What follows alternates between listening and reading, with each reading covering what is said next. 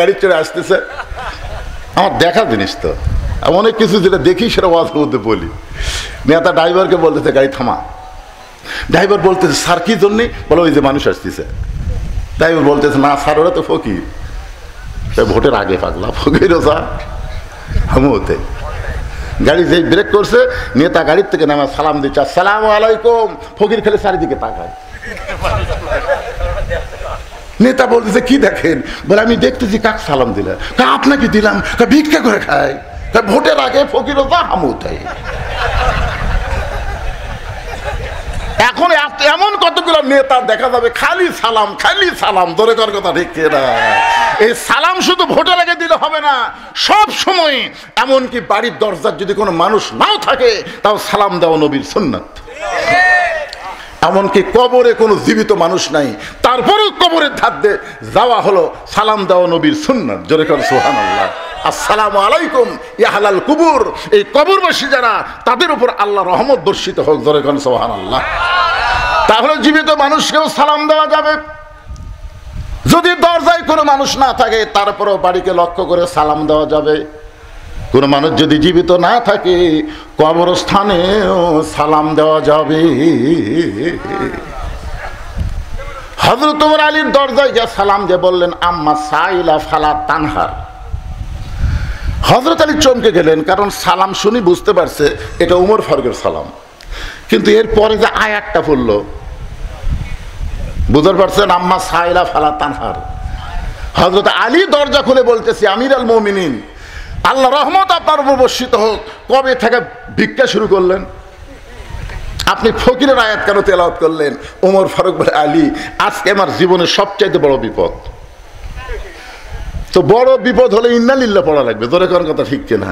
ইন্না লিল্লাহি ওয়া ইন্না ইলাইহি রাজিউন। আপনি ফকিরের আয়াত কেন বললেন? ওমর বলতেছে আলী, জীবনে কোনোদিন ঘটকালি করি নাই, আজকে প্রথম ঘটক হয়ে তোমার দরজায় তোমার হোসেনের ব্যাপারে আমি ওমর একটু ঘটকালি করবার চাই। আলী বললেন আলহামদুলিল্লাহ, আপনার মতন মহান ব্যক্তি যদি ঘটক হয় তাহলে পাত্রী অবশ্যই ভালো হবে। আপনার বলেন তো, ঘটক যদি ভালো হয় পাত্রী খারাপ হবে? এ বাবা মুরব্বী, কি হয়েছে বাবা? হ্যাঁ হ্যাঁ, এইরকম বয়সের লোক ধরে নিয়ে যাও বাবা, ধরে নিয়ে যাও, অসুবিধা নাই তো, বয়স বেশি। আপনারা বলেন তো, সব বয়সে ওয়াজ শোনা লাগবে? এই জোরে কারণ সব বয়সে ওয়াজ শোনা লাগবে? ওনাকে আল্লাহ পেনশন দিয়ে দিছে, আল্লাহ দিয়ে দিছে। সরকারি চাকরি যারা করে বুড়া বয়সে তাদের চাকরি করা লাগে না, বসে থেকে বেতন দেয়। জোরে কারণ কথা ঠিক কিনা? সরকারি চাকরি বোঝেন আপনারা? বোঝেন, কিন্তু সরকারি বয়স বোঝেন না। আমি যুবকদের মাহফিল, যুবকদেরকে লক্ষ্য করে বলতেছি, একটু মনোযোগ দিয়ে শোনেন। হযরত আলী বলতেছেন আপনার মতন মহান ব্যক্তি যদি হোসেনের ঘটক হয় তাহলে পাত্রী অবশ্যই ভালো হবে। ওমর ফারুক বললেন 1 নম্বর গুণ হলো 6 বছর বয়সে ঈমান গ্রহণ করছে। পাত্রীর 2 নম্বর গুণ হলো 12 বছর ঈমানের পরীক্ষা দিয়েছে। সকালবেলা 3টা করে চাবুক, বিকালবেলা 3টা করে চাবুক মারছে, এরপরেও মেয়েটা ঈমান হারা হয় নাই। ওমর ফারুক বললেন পাত্রীর 3 নম্বর গুণ হলো আমার হাদিসের হাফেজ, কোরআনের হাফেজ আব্দুল্লাহর সঙ্গে বিয়ে দিবার চাইলাম, কিন্তু মেয়েটা আমার আব্দুল্লাহকে অ্যালাউ করে নাই। আলী তোমার হোসেনকে বড় পছন্দ করে, এখন বলো এমন মেয়েটাকে তোমার বেটার বউ করা যায়? আলী বলতেছে আমির আল মুমিনিন, আমি মনে মনে মনে মনে এমন একটা মেয়ে খুঁজতেছিলাম। মনে মনে বেটার বউ খোঁজা যাবে, কিন্তু দেখে দেখে খোঁজা জায়েজ নাই। এখন কতগুলো বাপ খালি দেখে বেড়াচ্ছে। এ পর্যন্ত 19টা দেখছে। আমাকে হুজুর 19টা দেখলাম, পছন্দ হয়নি। আমি বললাম আবার বিয়ে করবেন? না হুজুর, নিজের জন্য নয় তো বেটার জন্যে। তো বেটা বিয়ে করবে, আপনি দেখে বেড়াচ্ছেন? কিভাবে দেখেন? লায়া ছেড়ে হাত ধরে কয় মা দেখি তো তোমার হাতটা দেখি, মা দেখি তোমার চুল দেখি, মা এই হাত আর চুল দেখবার যায় যায় ওই লুচ্চা হয়ে গেছে, ওই আরো দেখবি। জোরে কোন কথা ঠিক কিনা? লালে ফেরা শালা লুচ্চা হয়ে গেছে। বিয়ার আগে বেটার জন্যও যা, বাপের জন্যও তাই। খুব মনোযোগ দেবেন, বিয়ার আগে ছেলের জন্য যা, বাবার জন্যও তাই। একটু মনোযোগ দিয়ে শুনবেন। আলী বলতেছে, এমন একটা মেয়ে আমি মনে মনে খুঁজতেছিলাম। ওমর ফারুক বলেন, আলী তুমি যে মেয়েকে খুঁজতেছিলে সেই মেয়ের খোঁজ যখন আমি দিলাম, এখন বলো কি? বলে আমার পক্ষ থেকে আমি 100% রাজি।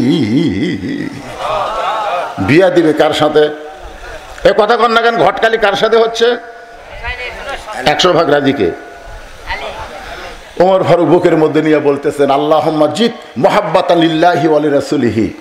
ওমর ফারুক আলী যখন কোলাকুলি করতেছে, এমন সময় হোসেন ঘর থেকে বের হয়ে বলতেছে, আসসালামু আলাইকুম দুই মুরব্বী, আপনার দুইজন যেভাবে কোলাকুলি করতেছেন মনে হয় বিয়ে আপনারাই করবেন। ওমর ফারুক বলে, হোসেন আমরা দুইজন তোমার মুরব্বী, তুমি কি মুরব্বী মানো না? হোসেন বলতেছে, আপনার দুইজন আমার মুরব্বী আমি জানি, কিন্তু আসল মুরব্বী হিসাবে আমি শুধু একজনকেই মানি। দুনিয়াতে যতই মুরব্বী হোক কোন মুরব্বী মানা যাবে না, একমাত্র মুরব্বী হলো মুহাম্মদ রাসূলুল্লাহ। ধরে বলেন কথা ঠিক কি না? আজকে তাবলীগেরা দুই মুরব্বী ধরছে, থেকে দুই দল হয়ে গেছে। এক মুরব্বী, আতিউল্লাহ ওয়া আতিউর রাসূল। এরপরে বলা হয়েছে উলিল আমরি মিনকুম, এখানে তো বলা হয়নি আতিউ উলিল আমরি মিনকুম, এখানে আল্লাহ বলে নাই।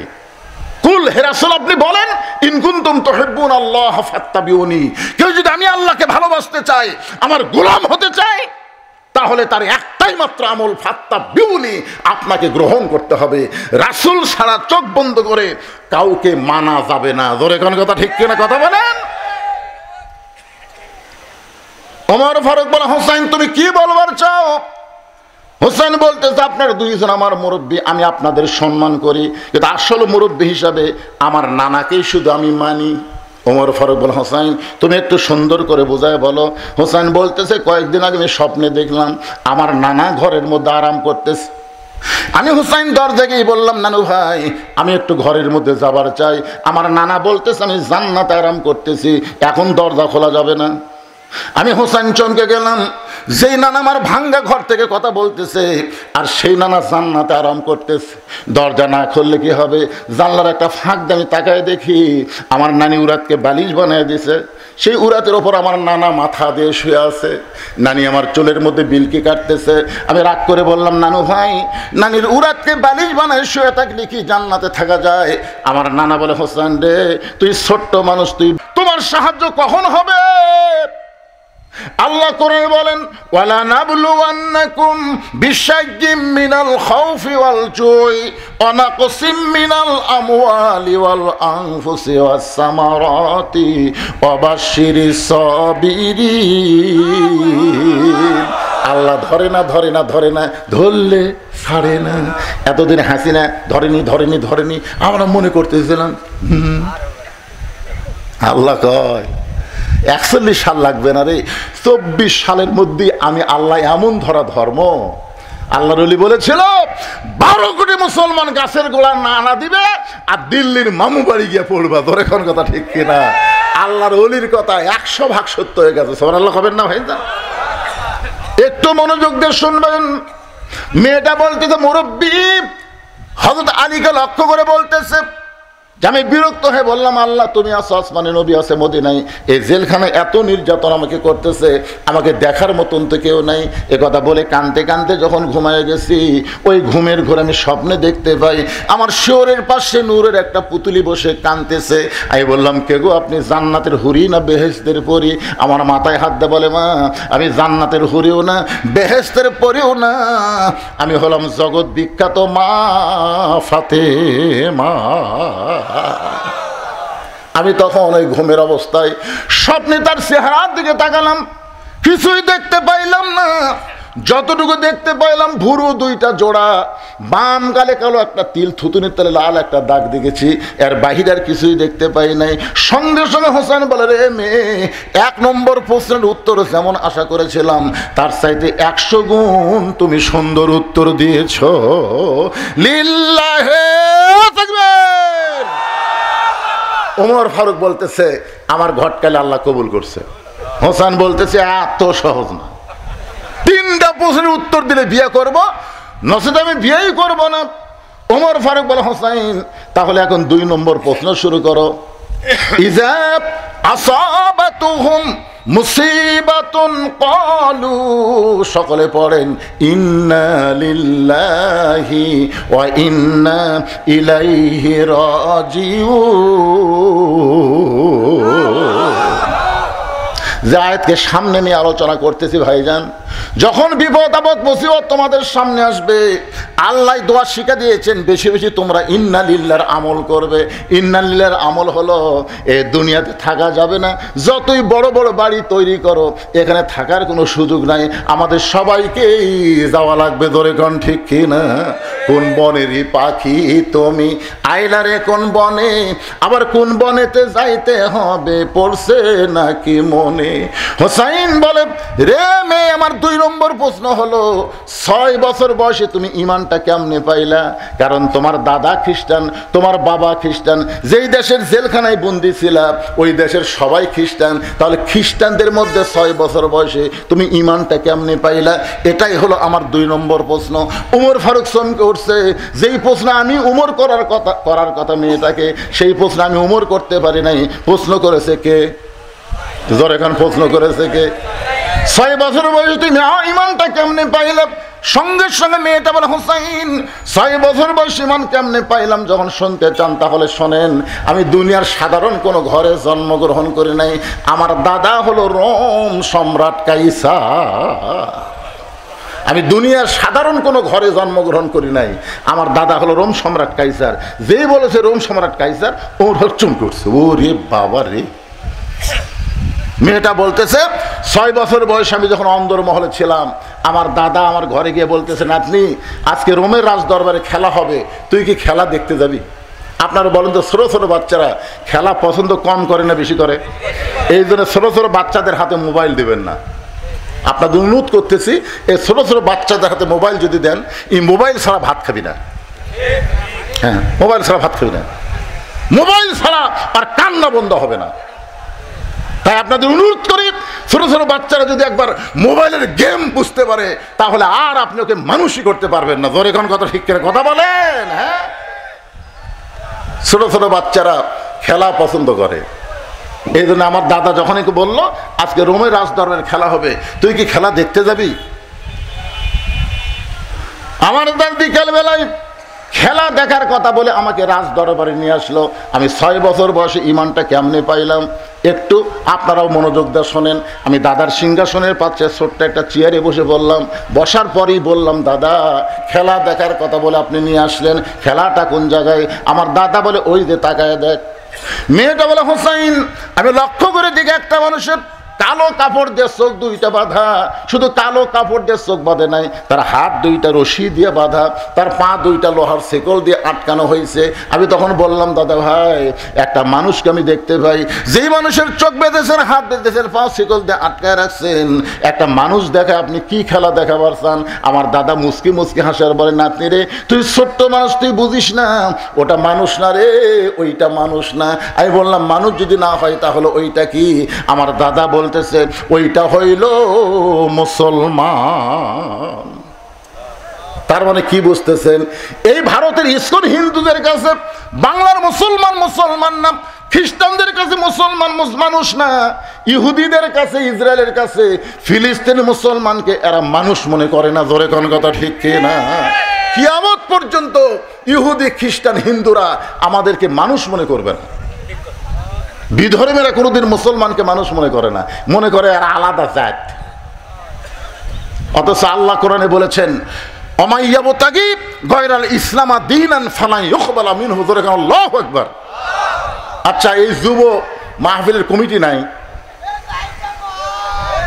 আচ্ছা শোনেন, এই কমিটি নাই তো তাহলে এরা কি করতেছে?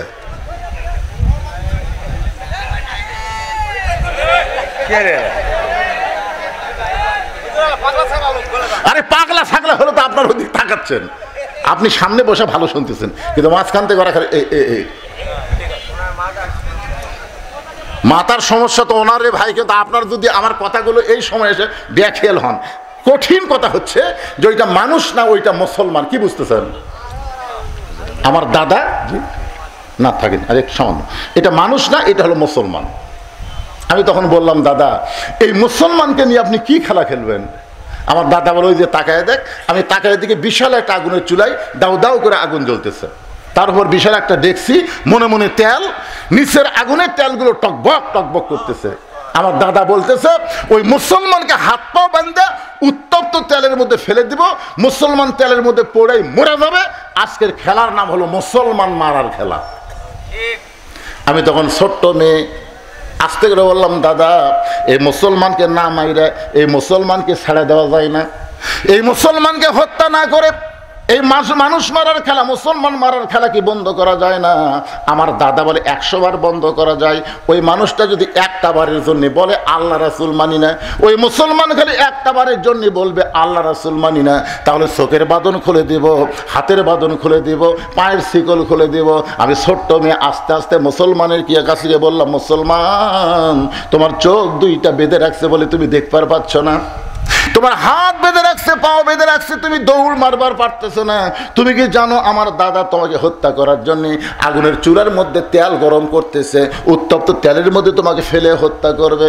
ও মুসলমান, তুমি যদি বাঁচতে চাও খালি একটা বারের জন্য বলো আল্লাহ রাসূল মানি না, খালি একটা বার বলবা আল্লাহ রাসূল মানি না, আমার দাদা তোমাকে ছাইড়া দিবে। সঙ্গে সঙ্গে মুসলমান বলল, মা তুমি ছোট্ট মানুষ, তোমার কাছে জীবনের দাম বেশি, কিন্তু একজন মুসলমানের কাছে জীবনের চাইতে ঈমানের দাম বেশি। আপনারা যারা বসে আছেন ভাইজান, আপনাদের কাছে জীবনের দাম বেশি না ঈমানের দাম বেশি? কাদের কাছে ঈমানের দাম বেশি? দুই হাত আল্লাহরে দেখান, লিল্লাহে তাকবীর। হ্যাঁ, এই জীবন যত চেষ্টাই করেন এই জীবন বাঁচাবার পারবেন না, যত চেষ্টায় আপনি করেন, কিন্তু আপনি একটু চেষ্টা করলে আপনার ঈমানকে আপনি বাঁচাবার পারবেন। বর্তমানে আমাদের বাংলাদেশে ঈমান হরণের চক্রান্ত চলতেছে, জোরে কোন কথা ঠিক কিনা? এই যুব শক্তিকে অপশক্তিতে রূপান্তর করার জন্য ঈমান হরণের নানা ধরনের চেষ্টা চলতেছে। ভাই যখন বলেছে দরকার হলে জীবন দিব কিন্তু ঈমান হারা হব না, রোম সম্রাট কাইসার দাঁড়িয়ে বলে, এই সৈন্যরা আর দেরি করা যাবে না, আর হাত পা বাঁধা অবস্থা আগুনের চুলার মধ্যে ফেলে দাও। মেয়েটা বলতো, হোসাইন যখন আমার দাদা হুকুম করলো হাত পা বাঁধা অবস্থায় উত্তপ্ত তেলের মধ্যে ফেলে দাও। এখন আমি তখন বললাম, দাদু ভাই এই মানুষ মারার খেলা আমি দেখবো না, আমি চলে যাই। আমার দাদা বলতে যে খেলা দেখার জন্য তোকে নিয়ে আইছি, খেলা দেখাই লাগবে। জোর করে যখন আমার বাম হাতটা ধরে রাখলো আমার দাদা, জোর করে যখন আমার হাতটা ধরে রাখলো, আমি তখন কি করব? বাধ্য হয়ে আমি বসে বললাম। আমি তাকায় দেখি ওই মুসলমানকে উত্তপ্ত তেলের দিকে নিয়ে যাচ্ছে, মুসলমান একটা বারও পিছু টান দেয় না, বীরের মতন সামনের দিকে যায়। সুবহানাল্লাহ কর না কেন? আশ্চর্য হয়ে গেলাম। আর কিছু দূর যাওয়ার পরেই এই মুসলমানকে উত্তপ্ত তেলের মধ্যে ফেলে দিবে, তারপর